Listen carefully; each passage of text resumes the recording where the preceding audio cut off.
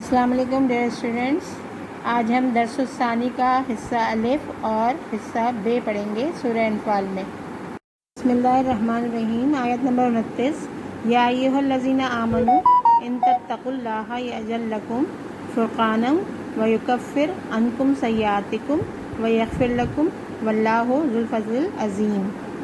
یعنی اے ایمان والو، اگر تم اللہ سے ڈرو گے تو تمہیں وہ دے گا جس سے حق سے باطل کو جدا کر لو، اور تمہاری برائیوں کو اتار دے گا اور تمہیں بخش دے گا، اور اللہ بڑے فضل والا ہے۔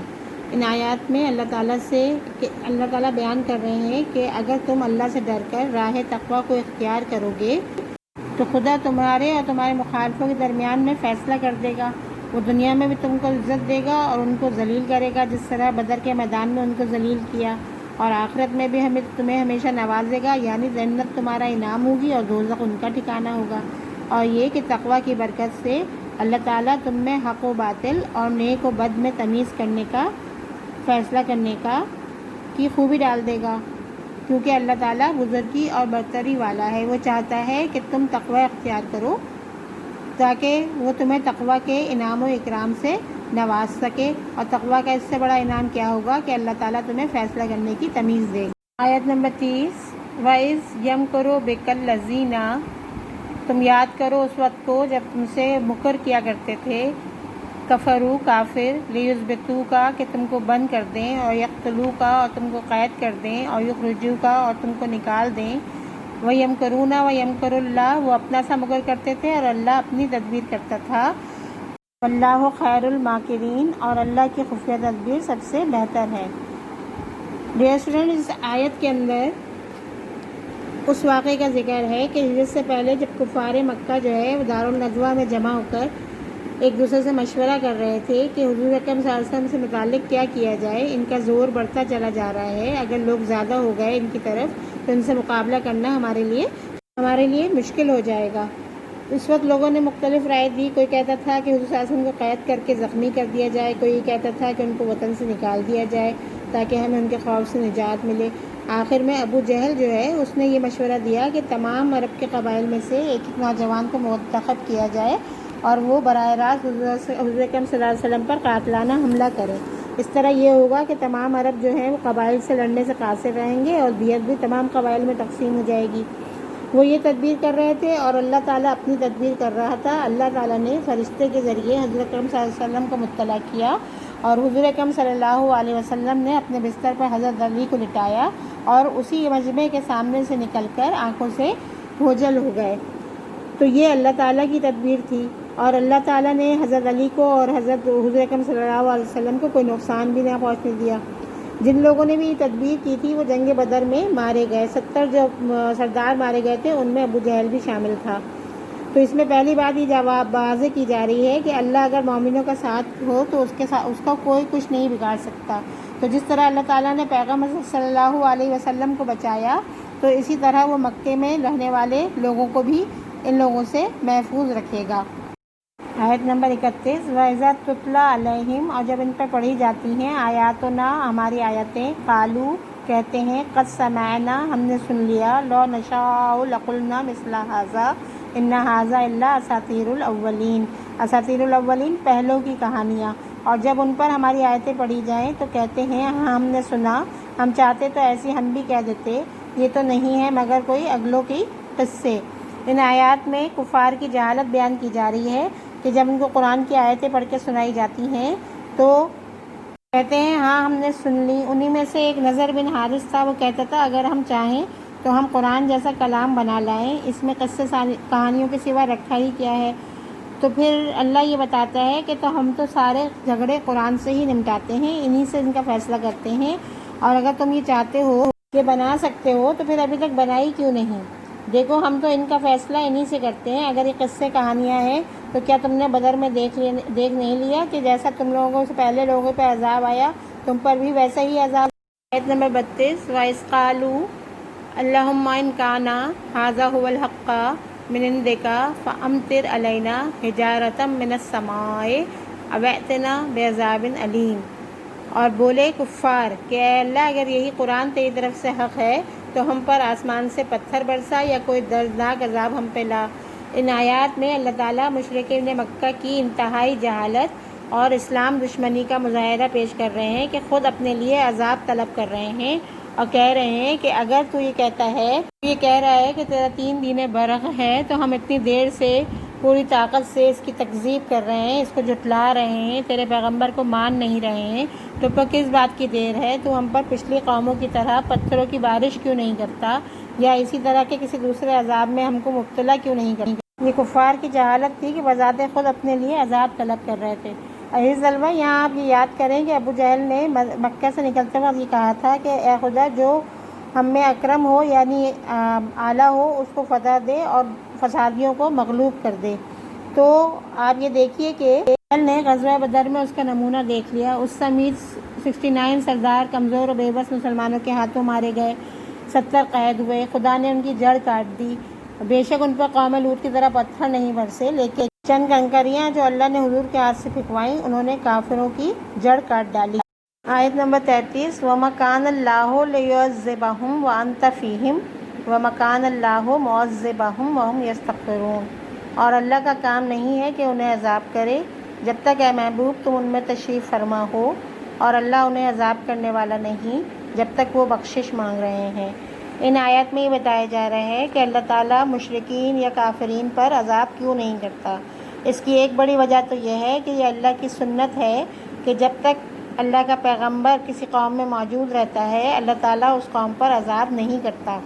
یعنی جب اللہ کسی قوم کو عذاب دینے کا ارادہ کرتا ہے تو پہلے اپنے پیغمبر کو وہاں سے ہٹا لیتا ہے، جس طرح حضور اکرم صلی اللہ علیہ وسلم کو مکہ سے مدینہ کی طرف ہجرت فرما دی، اس کے بعد مکہ بدر کا معرکہ پیش آیا، یعنی حضور اکرم صلی اللہ علیہ وسلم ان کے درمیان موجود نہ تھے۔ اس طرح دوسری وجہ یہ ہوتی ہے کہ جس قوم میں چاہے مسلم چاہے غیر مسلم کوئی بھی اگر مغفرت طلب کرتے رہیں اور توبہ کرتے رہیں تو بڑے سے بڑے گناہ کے باوجود اللہ تعالیٰ ان پر عذاب نہیں کرتا۔ تو اسی طرح اس قوم کے اندر بھی حضور اکرم صلی اللہ علیہ وسلم موجود ہیں اور لوگ بھی مستقل توبہ کرتے جا رہے ہیں، اس لیے اللہ تعالیٰ ان پر اپنا عذاب نازل نہیں کر رہا، لیکن اگر وہ شرارت کریں گے تو اللہ کی طرف سے ان کو ضرور بالضرور خبردار کیا جائے۔ آیت نمبر 34، وَمَا لَهُمْ أَلَّا يُعَذِّبَهُمُ اللَّهُ وَهُمْ يَصُدُّونَ عَنِ الْمَسْجِدِ الْحَرَامِ وَمَا كَانُوا أَوْلِيَاءَهُ إِنْ أَوْلِيَاؤُهُ إِلَّا الْمُتَّقُونَ وَلَكِنَّ أَكْثَرَهُمْ لَا يَعْلَمُونَ۔ ترجمہ، اور انہیں کیا ہے کہ اللہ انہیں عذاب نہ کرے، وہ تو مسجد حرام سے روکتے رہے ہیں اور وہ اس کے اہل نہیں ہیں، اس کے اہل تو پرہیزگار ہی ہیں مگر ان میں اکثر کو علم نہیں ہے۔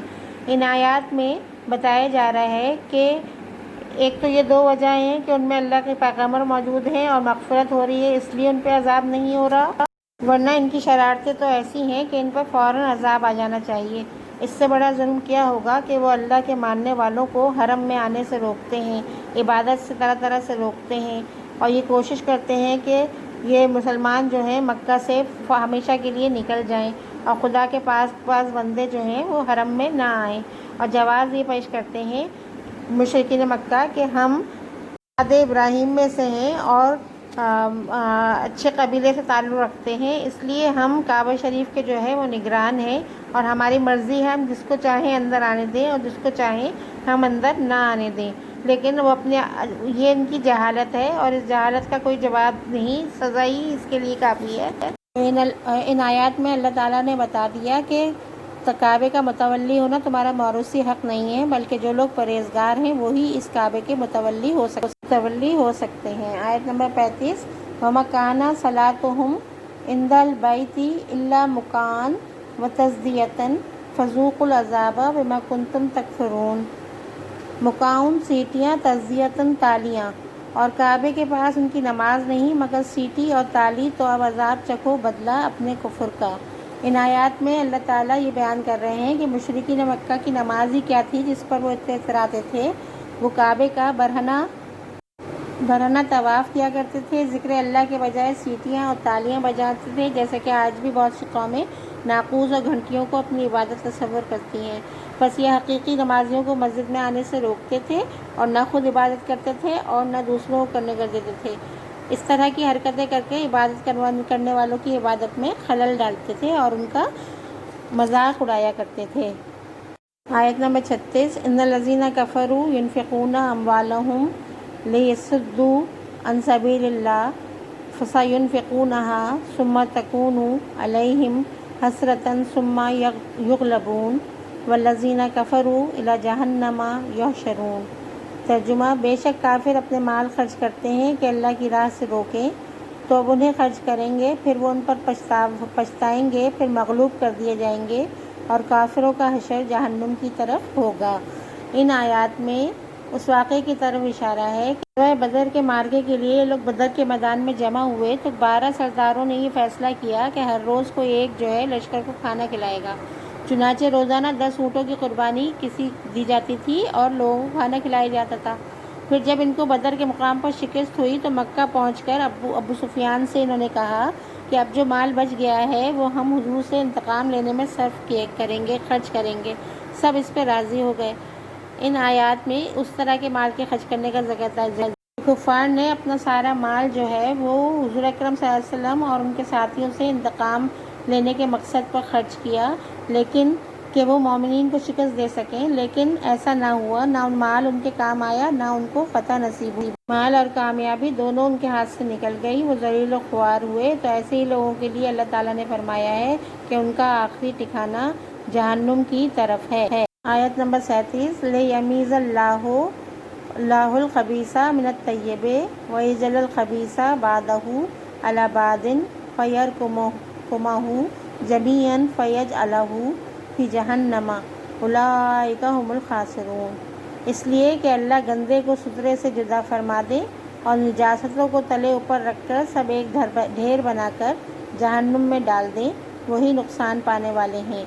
इन आयात के अंदर ये बताया जा रहा है कि अल्लाह ताला आहिस्ता आहिस्ता इस्लाम को गालिब कर देगा। इस दौरान में काफिर अपने जान माल से मुसलमानों के लिए हर तदबीर आजमाएंगे, लेकिन बिलाखिर नेक बद से जुदा हो जाएगा और मोमिनीन एक तरफ हो जाएंगे और जो कुफर पर कायम रहेंगे उनके ढेर दोज़ख में, यानी कुफ़ार उनके ढेर दोज़ख में जाएंगे और हर तरह का खसारा हासिल करेंगे, यानी दुनिया में भी शिकस्त खाएंगे और आखिरत में भी जहन्नुम